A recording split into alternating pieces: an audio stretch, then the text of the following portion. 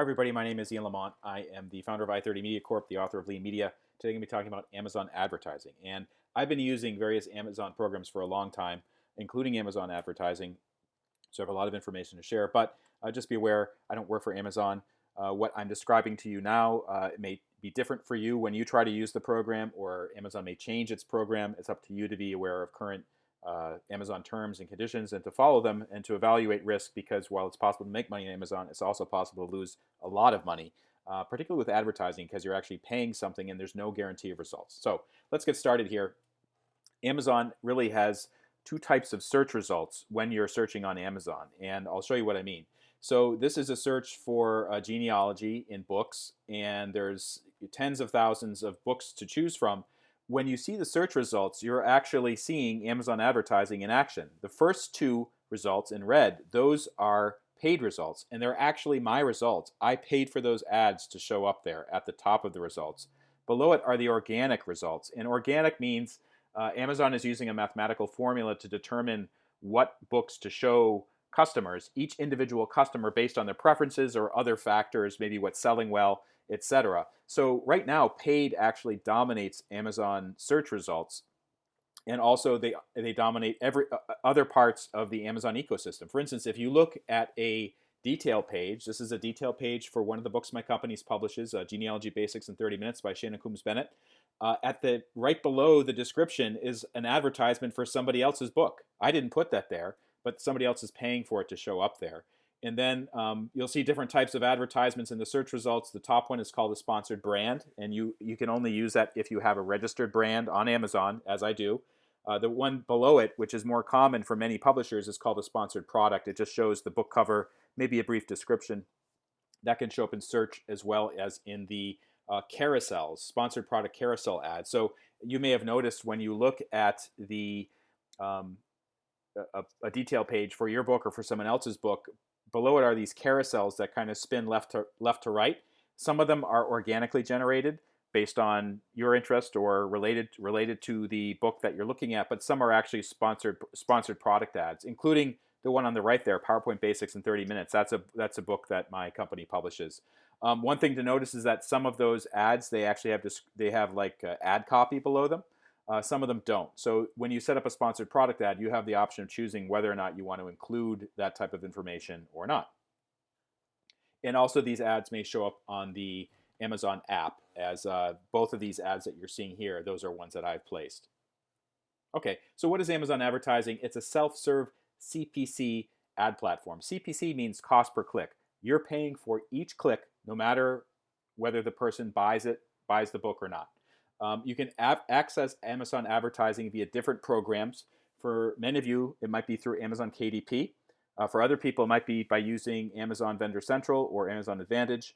If you are using Amazon Seller Central, you have access to Amazon advertising, although you may not be allowed to actually advertise certain types of books. For instance, hardcover books are forbidden to be advertised for some reason through Amazon Seller Central. And ads may show up on Amazon.com, but also the mobile app, or maybe in other places. I think Amazon's trying to expand its ad network to display elsewhere. So if you want to make an Amazon advertisement, a great place to start is Amazon KDP. I know that many of you participate in that. So basically, on your KDP list of books, your bookshelf, this shows a couple of the books that my company publishes. Next to each listing is a little button that says Promote and Advertise. So click that, and you'll be brought to this page. This is confusing. Do not click on Enroll in KDP Select. First of all, that has nothing to do with Amazon advertising. Second of all, it's a really bad program, in my humble opinion. It's actually, you'll devalue your book. You won't get as much money for it. It'll basically just be shoved into Kindle Unlimited, which means that it's a subscription model, but authors and publishers don't get paid much money. So don't do that. Instead, where it says run an ad campaign, follow the instructions there. You choose a marketplace, usually Amazon.com if you're in the United States, and then you create an ad campaign, and then you're brought to the Amazon advertising console. So that's how you get started. Okay, why use Amazon advertising? Well, the obvious one should be, which should be very clear, you go to the head of the line. Like for romance novels, if you search for romance novels in the books area of Amazon, there's more than 100,000 results. If you're publishing a romance novel, how is it possible that a new release, especially by someone who's an independent author or a self-published author, how is it possible you'll show up at the top of the results? And the answer is it's not possible unless you're paying for an advertisement. You're targeting people who have an intent to buy, which is good because unlike Facebook or Google, which people may be using it for other reasons, people on Amazon are usually there to buy something. You don't need to hire anyone to set up an Amazon advertising campaign.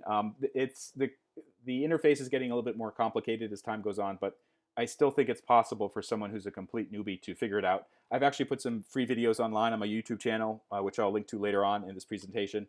And you can measure the results of campaigns. That's another huge thing. And I've been around long enough in publishing to know the other types of advertising where it's like in a magazine, or maybe it's a table at a trade show or something like that. You have no real numbers into how many people are actually seeing your display or seeing your advertisement and actually making a decision based on that. But Amazon advertising does give you that data. You can spend a lot or a little. There's still some bargains in terms of inexpensive clicks, that is, clicks associated with a keyword that you pay for.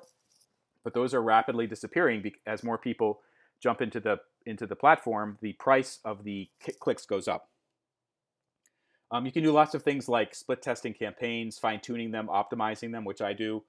You can use other authors' names and titles as keywords in an advertising campaign, which is huge because if you're familiar with Amazon's terms of service, for KDP, for instance, it expressly forbids you from doing this. So if you have a book, let's say you're writing a mystery novel, and you want to use Stephen King in the keywords, in the metadata keywords or your description, you can't do it. And if Amazon discovers it, they may either force you to change the description or the metadata, or actually may shut down your account. But you can get around that via Amazon advertising, which has no such restriction on that. So that's actually pretty good. And you can directly compete with other titles. So if you know the top selling titles in your genre or in your field, you can use those as keywords that you can compete against, that you can bid on, and actually make your independently published book show up next to the big guys, which is what I do a lot. Okay, when you're launching a campaign, I think it goes without saying, but it's worth reminding everybody: know your margins before you launch a campaign. And here's what I mean. So if you know that your margin for one of your books is, let's say it's $3, that is, you can get $3 profit once you sell your book on Amazon. But then you're using Amazon advertising, and you discover that it's costing $4 to sell a single copy of your book. Amazon advertising won't make sense because you'll be spending more money on the advertisement than it is possible to make through the sale of books. So you really have to understand those figures. Amazon throws a lot of metrics at you. Some of them are useful, some of them are completely useless. CTR is actually a good metric to know. Click-through rate. Conversion rate, that's another one that's pretty important. That means if you have 100 people coming to your detail page and 10 of them buy the book, that's a conversion rate of 10%. Spend per sale, how much it costs to make one sale. That was the $4 I just mentioned in my example a minute ago. And then also the profit levels that you're making. Because sometimes it may not be clear how all of these things are connected. It's good to have a good understanding of how to use like a spreadsheet program, or at least just to compare the summary data that Amazon presents you, and then make some responsible decisions about whether a campaign is making sense for you and whether it's actually helping your business or taking money away from it. Amazon has some metrics which are misleading. One of them is called ACOS. They thrust it in front of your face, but I think it's actually not a really good number to pay attention to because it doesn't include your costs. ACOS means advertising cost of sales. The other problem with Amazon advertising is they'll stick these ridiculously high default bids into their system, like $1 per click or something like that, which I don't think any author should be paying for that unless they're in a very competitive area. This is a hugely important thing.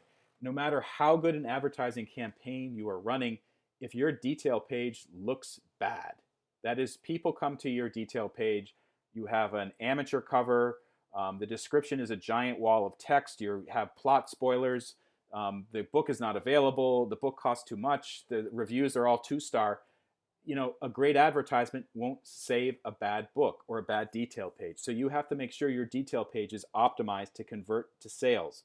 If you're not doing that, Amazon advertising is not going to save you. And that's what I was just talking about. Like a great ad with a high click-through rate that lots of people are looking at the ad and say, hey, that looks interesting. Let's check it out. But the DPV has the detail page has a low conversion rate. You're just throwing away money. It's great that you can compete against other publishers, but they can compete against you too. And I've actually found this happening to me where publishers or competitors in another product line that I sell, I can see that they're placing advertising against my product because when I search for the brand name, their advertisement shows right up at the top. So they're competing against me too. Um, Ads are not fire and forget. You have to kind of tend the garden a little bit, and I usually do this every week or two just to make sure that I'm not wasting money on keywords that aren't converting or there's not some other issue taking place. And basically, here's how it works. You access it through KDP or Advantage or Seller Central. You use their online website to select the ad type. You choose the book or the product you want to advertise. You select how the ads are targeted, usually by keywords, sometimes by competing products. Um, the keywords, Amazon actually presents keywords to you based on the description of your product, but also you can create a list and then kind of paste it in there. And that's what I do. I have a couple Excel spreadsheets with a list of about 100 keywords for each book, and I just paste these in every time I create a new ad, and I keep the spreadsheet updated. You can upload or enter additional assets like a tagline. Sometimes they let you include things like logos if it's a sponsored brand ad. You enter your bid and your budget. So the bid is how much you're willing to spend for each keyword. I recommend kind of starting at a low to mid level before attempting to increase it just to see how it's performing. Budget means how much you'll spend per day. Make sure that your campaign is not set to run forever, because if you forget about this thing and your credit card's still on file, you may be advertising your book for until the end of time or until the credit card expires. And if it's not performing well, you're just throwing away more money. So some people ask me a lot, like, well, how does Amazon advertising compare with Facebook advertising? And I use Facebook advertisements too. This is for one of my products. It's a Facebook ad I created. One thing, as I mentioned, Amazon is a place where people have the intent to buy. Facebook is a place where people have the intent to talk about things or maybe share stuff with friends. So it's a bit different environment. The other thing is that I found Facebook to be vastly more complicated to learn. I had to basically spend a whole weekend watching YouTube videos to figure this thing out, and I've spent a lot of money. And probably, at the end of the day, I don't think I've made a lot of money on Facebook advertisements. I'm still figuring it out, and there's just a lot of complicated factors that come into play, including stuff that has nothing to do with selling or books or advertising or whatever. For instance, the presidential election or elections in your country. Facebook does things that actually impact your ability to show advertisements to people because they want to make sure that the platform is not being corrupted. So for people that are just getting new into publishing, I do not recommend Facebook advertisements. I think Amazon advertising is a much easier platform to use. If you go to my YouTube channel at leanmedia.org or my blog there, I have lots of helpful videos that show exactly how to create an Amazon advertising campaign. So I hope that you do check it out. My name is Ian Lamont. Thank you so much for watching.